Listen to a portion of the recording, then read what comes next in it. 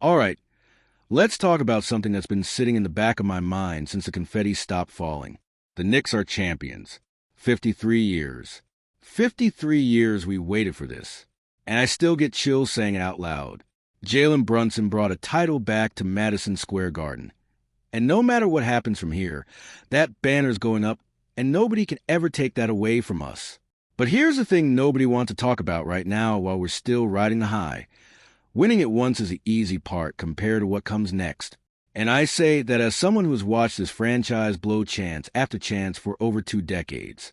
We finally got here. Now we have to prove it wasn't fluke. Before I get into this, if you're a real Knicks fan, smash that like button right now. I mean it. This channel lives and dies by people like you showing up every single day. And I want to know I'm not just yelling into the void here. Drop a comment too. Tell me if you actually think we can go back to back, because I got some thoughts and I want to hear yours. So here's my angle. If Jalen Brunson wants to do something almost nobody in modern NBA history has done, he doesn't need a new playbook. He needs to go watch old film of one guy, Stephen Curry. Now stay with me, because I know what you're thinking. Steph Curry and Jalen Brunson are nothing alike stylistically. One's a movement shooter who bends defenses from 30 feet. The other's a bully ball, mid-range assassin who gets to spots and just cooks you slow. Totally different games. But that's not what I'm talking about. I'm talking about what happened in Curry's head between his first championship and his second one. Because think about the era we're in right now. Since 2018, when Golden State repeated, not one single team has gone back-to-back. Not the Bucks, not the Nuggets, not the Celtics, who looked absolutely stacked. Nobody. 8 straight years of a different champion every single time. That's not a coincidence. That's the league telling you something. The talent gap between the top and the middle of the NBA has basically disappeared. Every roster's got shooters. Every roster's got a switchable wing. Every team's got a coaching staff running 5 different coverages a night. The margin for error is razor thin. And honestly, that should terrify us a little bit. Because the Knicks didn't win this thing by accident. But we also know how this league chews teams up. We already know we might lose pieces off this roster. We already know Leon Rose is going to have some brutal cap decisions to make this summer. That's the same storm Golden State walked into after their first title with that young core. They lost a role player here, a piece there, and they still found a way to run it back. So how did Curry do it?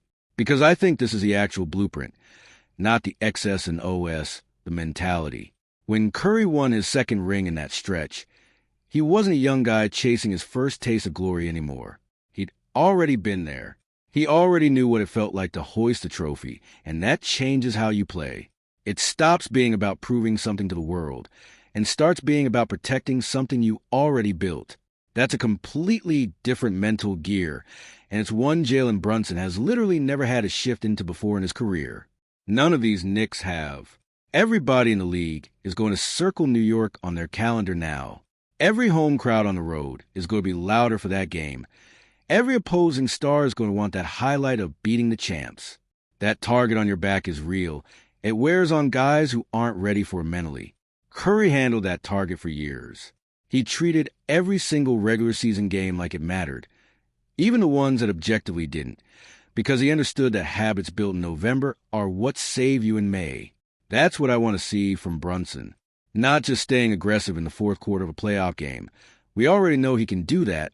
We watched him do it all postseason.